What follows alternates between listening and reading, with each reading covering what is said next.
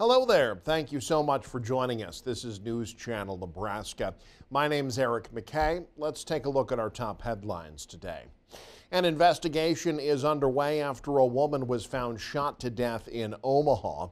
It happened at an apartment near 46th and Redmond in Omaha. Authorities tell us the call came in just before 3 a.m. Tuesday. Police officers found the woman dead in an apartment.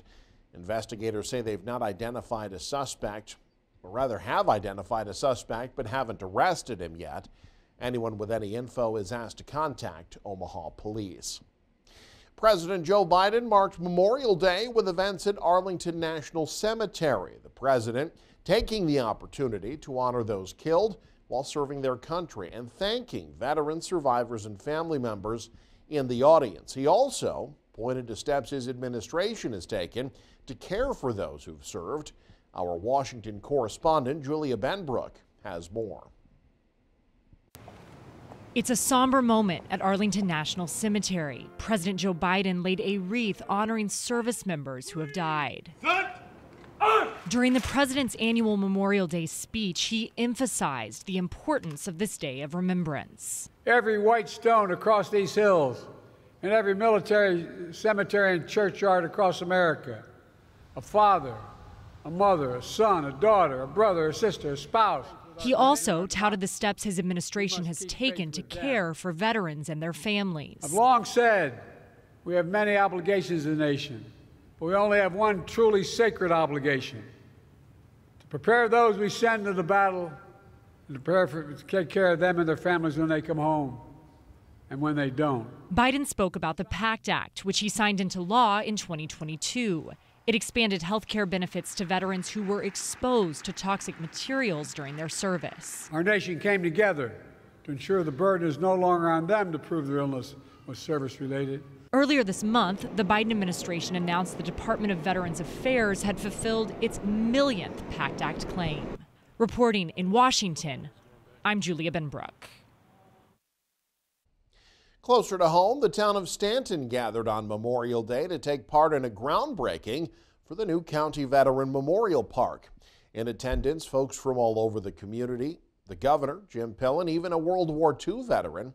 The project reached its initial fundraising goal of $600,000. That allows construction to get underway. The budget for the entire project, though, is $1.1 million. This is a very neat project.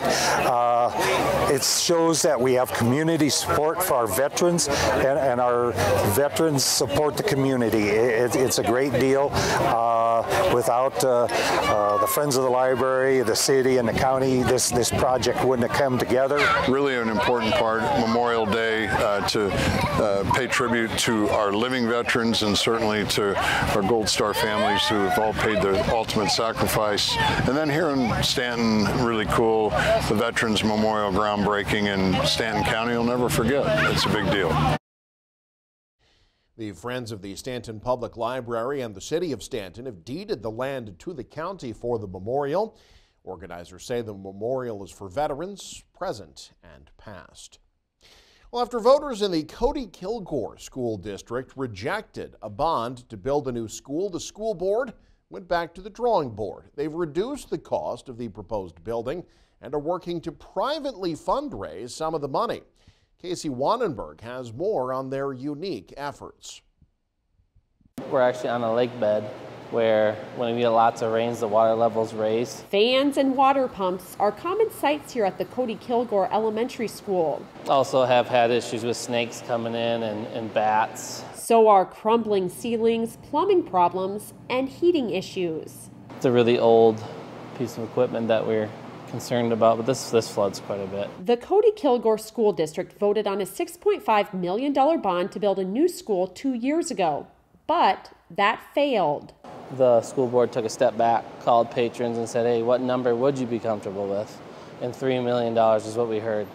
The brick is crumbling on. The school board then developed a new plan to build a $4.2 million building. Kids were there. And this group, Cowboy Grit, is attempting to raise the remaining $1.2 million. Education is so vital to our community, to our families, to our children. We can't survive as communities on our own without a school. So far, Grit has already raised more than $800,000 through fundraisers and pledges. One of the problems that we have in this school district is we're very, very small, and it's hard on the taxpayers. And so our goal through Cowboy Grit Inc. is to raise as many private funds as possible in order to lower the tax burden on the taxpayers, but still achieve the ultimate goal. Right now, the pre-K and elementary schools are here in Kilgore. Meanwhile, the middle and high schools are in neighboring Cody. If the bond passes, the school board would like all of the schools to be in the same building in the same town. That's one thing we lack right now, is that continuity with our elementary and our high school, middle school students. They every once in a while come over here and work with them a little bit. We have a lot of kids that, with the skills at the high school level, that could work with the kids, and we could really use those resources better. Not to mention less driving time for parents, teachers, and specialists who work at and have kids in both towns. We believe our school district really deserves better, and we had to shut a bathroom down and cause issues when you have little kids. An option that will be left up to area voters and donors. In Cody and Kilgore, Casey Wannenberg, News Channel, Nebraska. U.S. home prices hit a record high in March. That's according to the S&P CoreLogic Case-Shiller U.S. National Home Price Index.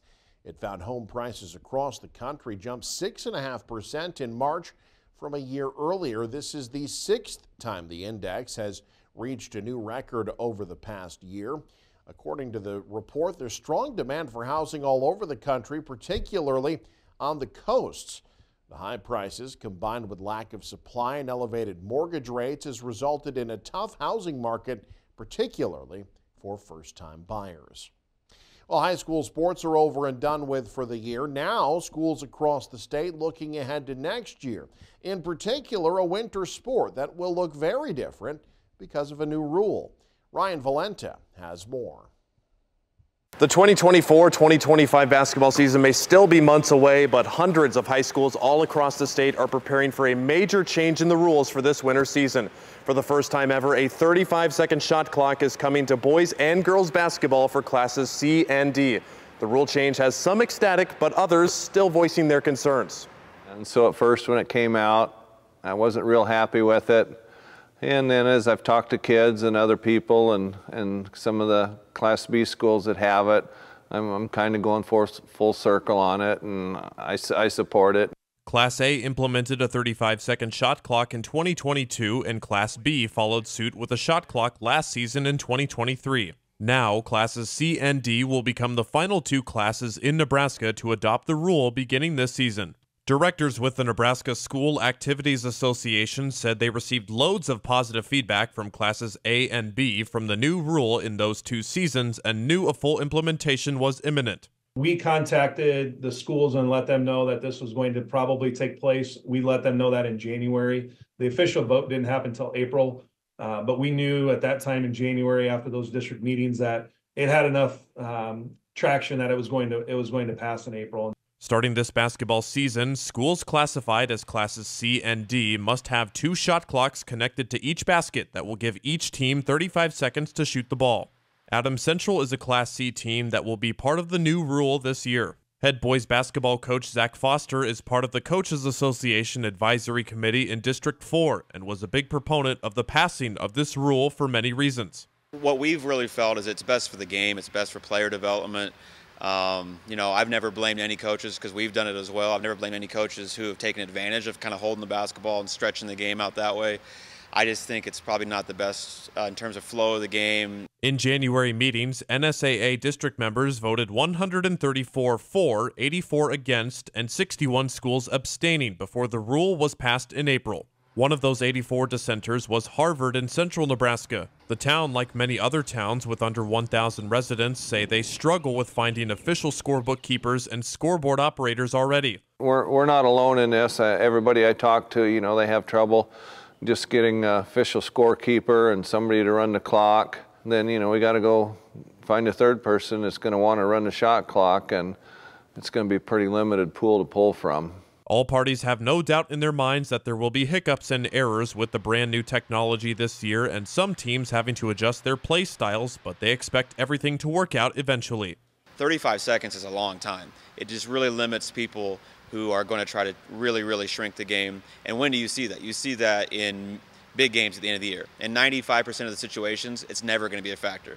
Reporting for News Channel Nebraska, Ryan Valenta in Hastings. And All-Star High School football players gathered in Kearney this week for the Nebraska Shrine Bowl. Michael Shively joined them on Monday for their Beyond the Field Day. Monday's lunch for the Nebraska Shrine Bowl players was just 24 hours after they moved in on UNK's campus. What they come from, and that's cheesy. But based on their interactions, you'd think they'd been together for a whole season. They probably didn't need to walk behind you. No, they did. They're teasing. The best high school football seniors from across the state are split into North and South teams. Both squads have found an instant connection. It's been a brotherhood bond that I've formed in one day, and it's been a great opportunity to give back already, and we've only been here for 24 hours. Being around all these other guys that love football just as much as you is just a great feeling to know that you're not the only one. But the Shrine Bowl is about more than just football and friendships. It's a fundraiser for Shriners Children's. On Monday, the players learned about the nonprofit hospital from Nebraska patients. It's really cool playing for something more than yourself and be around all these kids and helping them out and knowing that I'm not just playing for me, but I'm playing to help kids like that in need. They played and competed with the patients at the park. Didn't get a stretch in beforehand. Luckily, my hammy held up in those splits, Couldn't quite do the front flip into the back bend, but I got a few moves in there. Nick Krackemeyer of Battle Creek is a Shriners Children's patient. He was born without hands and was an honorary Shrine Bowl captain in 2018. He still makes a point to come back. It's good that people know about this stuff, and I think I can kind of help and add my little spin onto it. I mean, that's what I try to do with everything I do. Preparing for Saturday's game is a grind with 12 practices over 6 days. But after day one, the players can't wait to continue. Playing football with these guys, I mean, look at them. There's 42 of them over there that are best in the state right there. So, I mean, yeah, it's going to be fun. In Kearney, Michael Shively, News Channel Nebraska.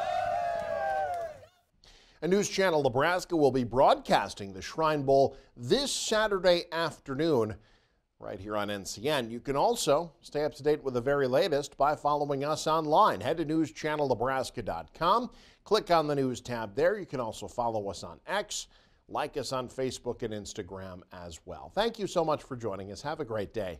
You're watching News Channel Nebraska.